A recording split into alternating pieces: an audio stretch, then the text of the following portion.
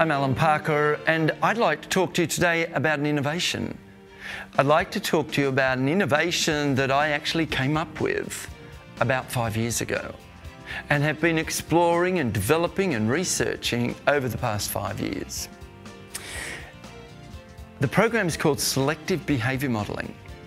And Selective Behaviour Modelling is a process backed up by a piece of software that is designed to solve an age-old problem. That problem of we want to change our organisation's culture from one thing to another. We change the systems, we change the structure, we change the functions, the job descriptions, the leadership. We even change our values, or at least the values we talk about. And all of that's really great work, and we're left with the dilemma of how do we change the behaviour in the human being so that tomorrow they're actually doing something that they weren't doing yesterday. Or tomorrow they're doing something at a level of efficiency, refinement, that they weren't doing yesterday. And can we do that en masse so that we actually do have a change in the culture of every person in the organisation? But as most of us know, how do we get mass behaviour to change? And then, how do we actually measure it? Selective behaviour modelling attempts to answer some of those questions. A number of years ago, I watched this dilemma taking place and sat uncomfortably with it. And one day I sat down and I wrote down the 23 elements that you and I engage in when we're doing organisational change.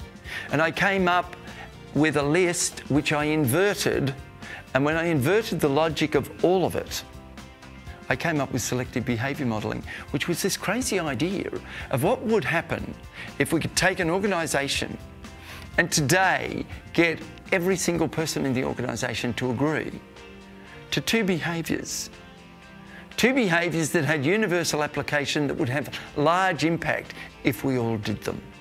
If we could get every single person to enrol today in doing those two behaviours, and each of those people had 3 or 4 people that they worked with who actually reviewed and watched and monitored them delivering the behaviours.